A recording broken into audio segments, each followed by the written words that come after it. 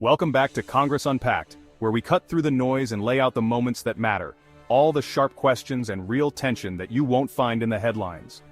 Today, Senator John Kennedy brought the heat in the Senate Judiciary Committee, grilling Jennifer Lee Mascott, President Biden's nominee for the Third Circuit. If you ever wondered how judges really think, or what happens when theory meets political reality, this hearing was pure gold. Kennedy kicked things off with a deceptively simple question. What does original public meaning actually mean? Mascott tried to break it down. It's about interpreting the Constitution the way the public understood it back in the day, but Kennedy wasn't buying it. He zeroed in on Brown v. Board of Education. If judges should stick to original meaning, was Brown, the case that ended segregation in schools, wrongly decided? Mascott stood her ground, insisting Brown was right. Professor, congratulations. I believe you testified that you think the Constitution should be interpreted according to its original public meaning. Is that right? Yes, Senator. What does original public meaning mean? Yes, Senator. So the original part of that phrase refers to the fact that when we look at interpreting a text, we want to interpret it at the time it was. Professor, look me in the eye and just answer my question. What does original public meaning mean? It means the meaning that the text as it was understood by the public at the time it became law. Okay. So you think Brown v. Board of Education was incorrectly decided?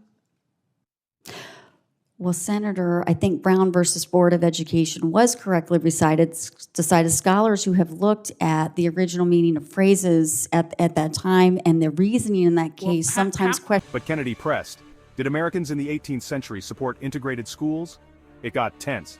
Mascott pivoted to the Reconstruction Amendments, but Kennedy wanted clarity, not a lecture. How many people in the United States of America at the time the Constitution was drafted do you think supported racial integration of schools? You think that was a majority view, do you?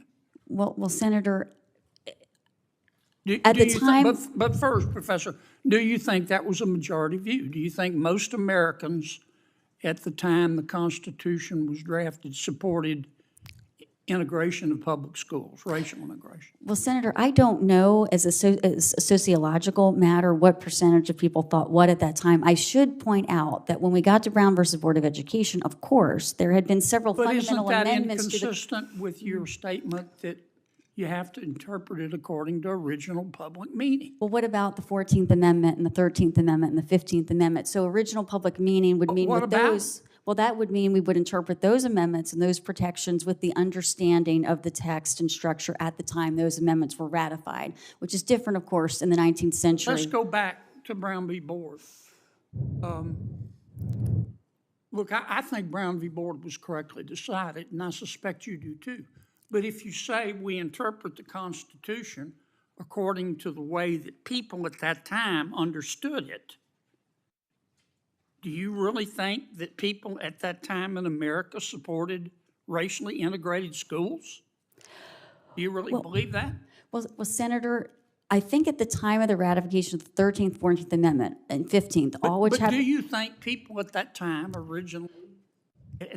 supported integrated schools? Well, Senator, on that particular question, I don't know it as a policy matter whether they were thinking about that particular issue. I think they certainly understood that the 14th Amendment, for which a massive part of this country essentially lost lives fighting the Civil War, certainly understood it to require racial equality. You're not answering my question. I'm trying to understand I'm just trying to understand how you think.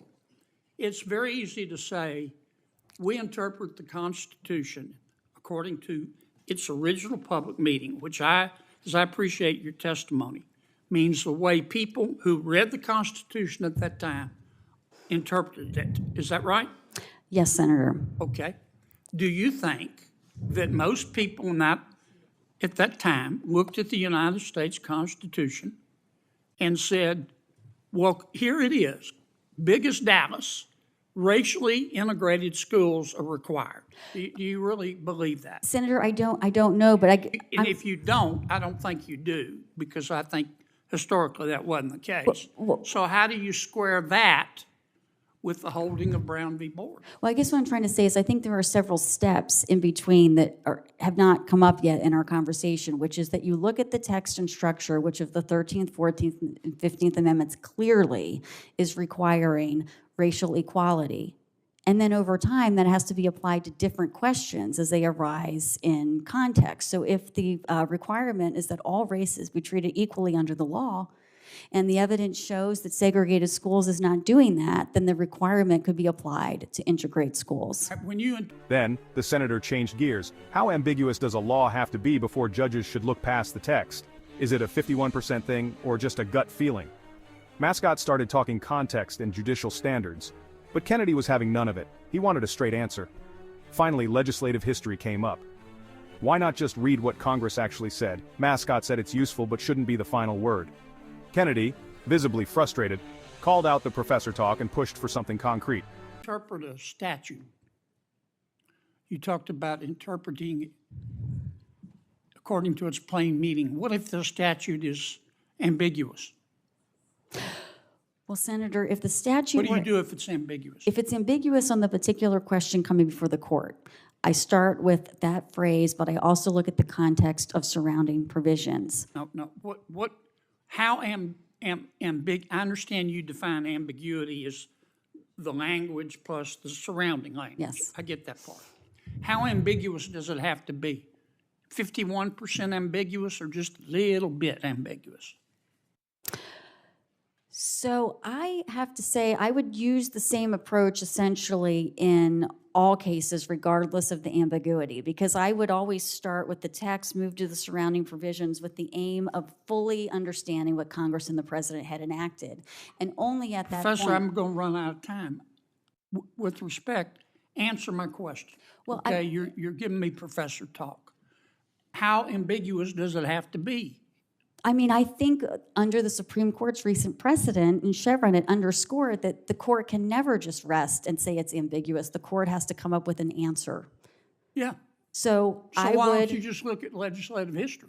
Well, you can't look at legislative history of statements one by one because Why not? the individual Why not? intent— Well, Senator, with respect, because this body has its role in our system as an institution, not one by one. So your personal understanding of the law doesn't matter. This will be my last question. I'm sorry.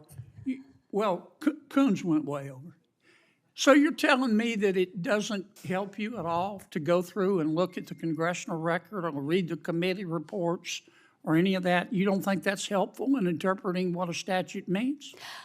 It depends on the way in which it's being read. If it gives helpful statutory history, if it helps to refer to other portions of context, sure, but not to give it legally binding impact in and of itself. I would always be looking at a broad range of sources and use each of these statements as just one piece of evidence about what people understood the statute to mean at the time. So no, I would never take a piece of legislative history in isolation and give it legal impact.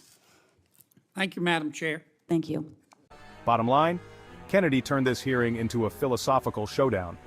Are judges just historians, or do they have the power and duty to move beyond what the founders thought? That's not just a question for law nerds, it's how the rules get made. If you want more sharp breakdowns like this, hit subscribe and like.